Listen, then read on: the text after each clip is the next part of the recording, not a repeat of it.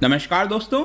अवनी लेखरा ने इतिहास रच दिया है क्योंकि वो पहली भारतीय महिला बन गई हैं जिन्होंने पैरालंपिक्स के अंदर गोल्ड मेडल जीता है। जी हाँ, आज तक किसी भी महिला ने पैरालंपिक्स के अंदर गोल्ड मेडल नहीं जीता था। एक चीज मैं आपको और बता दूं, अगर आपको जानना है कि ओलंपिक्स और पैरालंपिक्स में क्या डिफरेंस होता है, इसको लेकर मैंने ऑलरेडी वीडियो बनाया हुआ है, आप प्लीज उसे देख लेना, मैं कमेंट सेक्शन में भी उसको डाल दूंगा।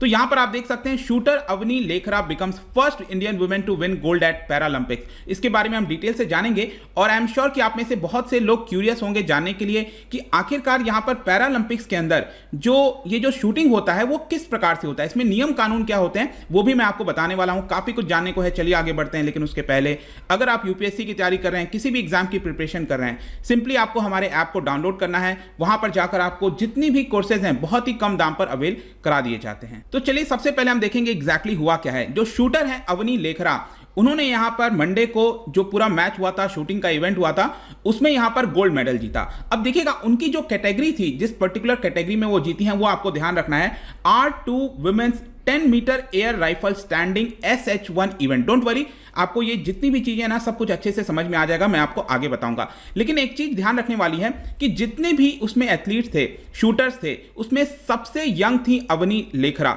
ये आप देख पाएंगे, 19 ईयर ओल्ड सिर्फ। और पूरे विश्व में अगर उनकी रैंकिंग देखिए अगर आप, तो शी वॉज आई थिंक शायद 5वें नंबर पर थी पूरे विश्व के रैंकिंग में। और जो फाइनल ये इवेंट हुआ है शूटिंग का, उसमें उनका टोटल स्कोर आया 249.6। अब ये अगर आप देखोगे तो पैरालंपिक रिकॉर्ड है, मतलब आज तक कभी पैरालंपिक के अंदर इतना बड़ा स्कोर नहीं किया गया किसी के द्वारा। तो चलिए यहां पर सबसे पहले देखते हैं कि पैरालंपिक्स के अंदर शूटिंग होता क्या एग्जैक्टली है।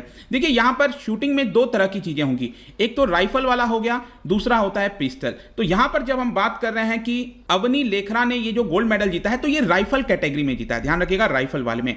अब इसमें आपको पता होगा नॉर्मल ओलंपिक्स में भी जिस तरह से होता है, तो यहां पर भी अलग अलग डिस्टेंस से शूट किया जाता है। जैसे ये टारगेट जो होते हैं, इसका जो शूटर होता है और ये जो टारगेट है, उसमें आपको डिफरेंस देखने को मिलेगा। तो 10 मीटर, 25 मीटर, 50 मीटर। तो यहां पर जो कैटेगरी मैंने आपको बताया था, एक तो राइफल आपको समझ में आ गया, दूसरा ये 10 मीटर वाला कैटेगरी था।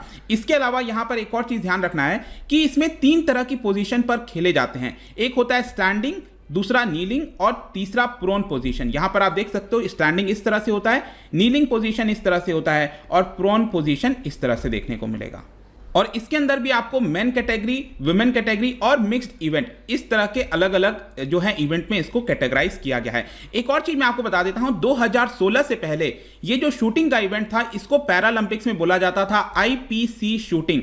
लेकिन 2016 के बाद जो रियो वाला हुआ था, वहां पर इसका नाम रख दिया गया शूटिंग पैरा स्पोर्ट। ठीक है, ये भी ध्यान रखना है। इसके साथ साथ अब होता क्या है, देखो ये नॉर्मल में भी आपको इस तरह का पोजीशन देखने को मिलता है, लेकिन पैरालंपिक्स के अंदर क्या होता है ना कि जिस भी तरह का कोई इंपेयरमेंट होता है शूटर के अंदर या फिर एथलीट के अंदर, उसके हिसाब से यहां पर जो रूल्स हैं उसमें थोड़ा सा बदलाव कर दिया जाता है। फॉर एग्जाम्पल मैं आपको बताऊं तो यहां पर व्हील चेयर या फिर शूटिंग चेयर पोजीशन यूज किया जा सकता है शूटर के यहां पर द्वारा। आई मीन जैसे कि सपोज स्टैंडिंग पोजीशन वाला गेम चल रहा है यहां पे, मान के चलिए, ठीक है। अब यहां पर हो सकता है जो शूटर होगा पैरालंपिक्स के अंदर, उसके लेग में ऐसा इंपेयरमेंट होगा जिसकी वजह से शायद वो खड़ा नहीं हो सकता।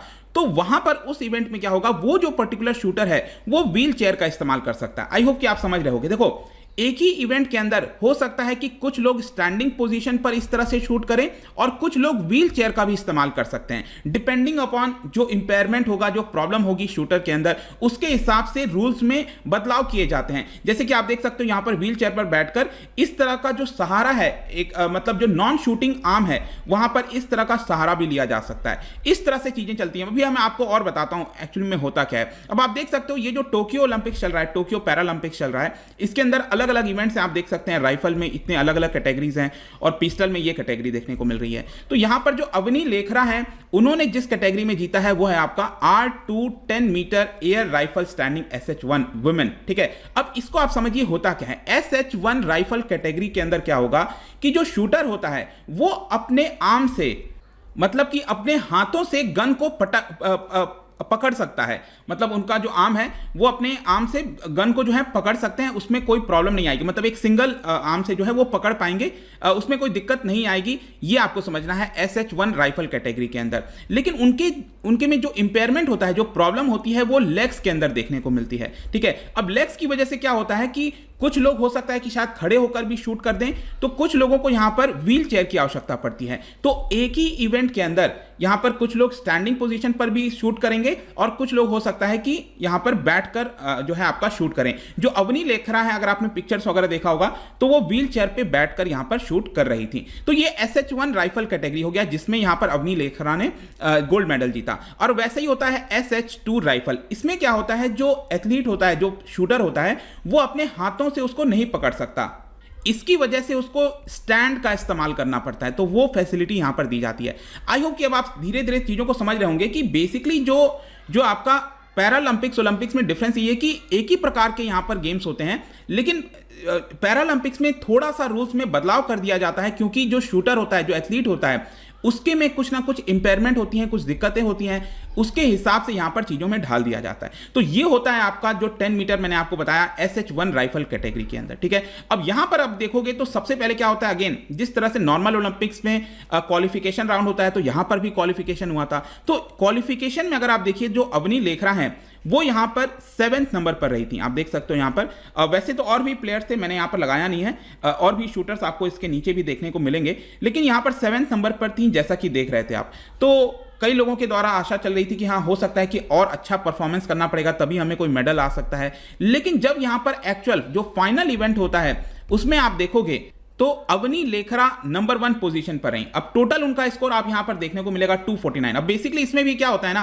कि सबसे पहले 10 शॉट्स दिए जाते हैं, 10 शॉट्स दिए जाते हैं। आप देख सकते हो सभी प्लेयर्स को, जितने भी लोग क्वालिफाई किए हैं फाइनल राउंड में, सभी को यहां पर 10 शॉट्स दिए जाएंगे। आप देख पाओगे 1 2 3 4 5, 1 2 3 4 5, इस तरह से टोटल। तो ये टोटल 10 शॉट तो मिलते ही हैं। उसके बाद क्या होता है, एक एक प्लेयर एलिमिनेट होता रहता है। उसके हर 2 शॉट के बाद आप देखोगे यहां पर एक एक प्लेयर यहां पर एलिमिनेट होता रहता है। और एंड में क्या होता है ना कि जितना भी शॉट लिया गया है, स्टार्टिंग के 10 शॉट्स और बाकी के भी ये 2-2 शॉट्स करके हैं, टोटल उसका जो स्कोर होता है उसके हिसाब से देखा जाता है कि किसको गोल्ड मिलेगा, ब्रॉन्ज मिलेगा, क्या मिलेगा। तो यहां पर आप देख सकते हो भारत का 249 स्कोर रहा है। चाइना जो सेकंड नंबर पर था सिल्वर मेडल, उसको 248.9 स्कोर था। और फिर थर्ड नंबर पर यूक्रेन की शूटर थी, 227 स्कोर था। तो चाइना और भारत में काफी बड़ी यहां पर टक्कर आपको देखने को मिलती है। तो ये इसकी वजह से जो अवनी लेखरा है वो गोल्ड मेडल जीत गई। अब गोल्ड मेडल इतना इंपॉर्टेंट इसलिए भी हो जाता है क्योंकि पूरे पैरालंपिक्स में अगर आप देखोगे अभी तक, तो सिर्फ 4 बार ऐसा हुआ है कि भारत ने गोल्ड जीता है। 4 बार कौन सा, देखिए आप देख सकते हैं, पेटकर 1972 में ये स्विमर थे। उसके अलावा यहां पर जेवलिन जो थ्रोअर हैं देवेंद्र झाझरिया, वो 2 बार गोल्ड जीते हैं, 2004 में और 2016 में। इसके अलावा 2016 में ही हमारे पास एक और गोल्ड आया था जो हाई जंपर हैं मरियप्पन, उनके द्वारा। तो यहां पर टोटल 3 ही ऐसे लोग थे जिन्होंने गोल्ड मेडल आज तक जीता था, और तीनों मेन थे। पहली बार किसी महिला ने यहां पर गोल्ड जीता है पैरालंपिक्स के अंदर, इसी की वजह से ये इतिहास बन जाता है। प्रेजेंट में आप मेडल टैली में देखोगे पैरालंपिक्स में, तो यहां पर भारत का 34th नंबर पर है। हमने 1 गोल्ड जीत लिया, 4 सिल्वर जीते हैं, 2 ब्रॉन्ज जीते हैं। तो अच्छा जा रहा है और आशा करते हैं कि यहां पर हमारे जो प्लेयर्स हैं बहुत ही अच्छा करेंगे।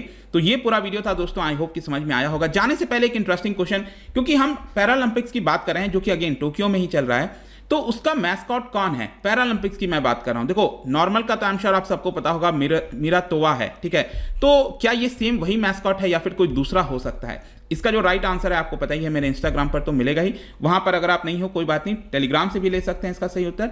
मैं कई सारे MCQs यहां पर डालता रहता हूं, स्टोरीज के फॉर्म में आप जाकर प्ले कर सकते हो। बाकी अगर आपको PDF चाहिए तो टेलीग्राम पर आइए, अलग अलग सोशल मीडिया पर भी आप जुड़ सकते हैं। साथ ही साथ अगर आप UPSC की तैयारी कर रहे हैं तो किसी भी मेथड से, दैट इज studiiq.com या फिर ऐप के माध्यम से हमारे जितने भी कोर्सेज हैं बहुत ही कम दाम पर आप अवेल कर पाएंगे। आई होप कि ये वीडियो आपको पसंद आया होगा। मिलता हूं आपसे next time. Till then, thank you very much, see you soon.